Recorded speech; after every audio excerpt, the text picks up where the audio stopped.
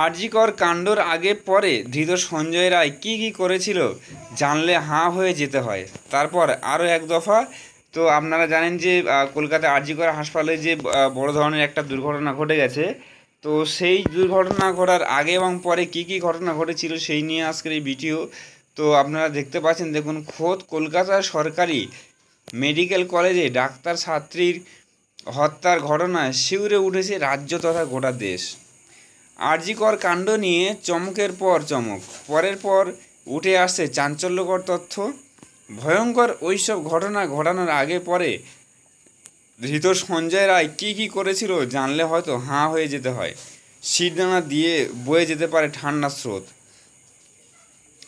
ছাত্রী মৃত্যুর ঘটনায় গ্রেপ্তার করা হয়েছে কলকাতা পুলিশের এক সিভিক পুলিশকে, নাম সঞ্জয় রায়। তবে এত কিছুর পরেও একেবারে নির্বিকার সঞ্জয়। সেমিনার হল থেকে ফিরে রাতে ঘুমোয়, সকালে জামা কাপড় ধোয় নির্বিকার সঞ্জয়।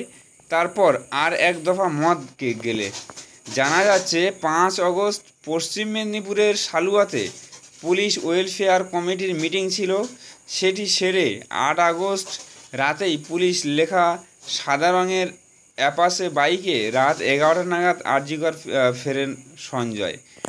এর কিছুক্ষণ পরে সে বেরিয়ে যায়, তারপর মদ্যপান করে এবং আবার আরজিকরে ঢোকে। এর পরের ঘটনা সকলে জানে। সেমিনার হলে গিয়ে মেডিকেল ছাত্রীর সঙ্গে ওই নৃশংস কাণ্ড ঘটায় সে। তবে এত কিছুর পরেও খুবই নির্বিকার ছিল সে। সেখান থেকে সে পুলিশ ব্যারাকে ফিরে আসে। এখানেও সে মদ খায় এবং ঘুমিয়ে পড়ে। পরদিন সকালে যথারীতি ঘুম থেকে ওঠে এবং নির্বিকারভাবে জামা ট্রাউজার্স ধুয়ে ফেলে। এদিকে ততক্ষণে আরজিকরে শোরগোল পড়ে যায়, কিন্তু সঞ্জয়ের মধ্যে কোনো উত্তেজনা কেউ দেখেনি। আশ্চর্য নির্বিকার থাকে সে। তখন সে ফের ড্রিঙ্ক করে বলে জানা গিয়েছে। তবে শেষ রক্ষা হয়নি। শেষ পর্যন্ত পুলিশের হাতে ধরা পড়ে সঞ্জয়।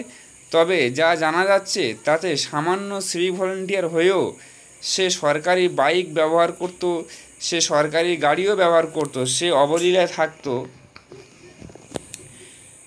পুলিশ ব্যারাকে ভয়ঙ্কর প্রভাবশালী বলে সে পরিচিত ছিল আরজিকর মেডিকেল কলেজ হাসপাতালে।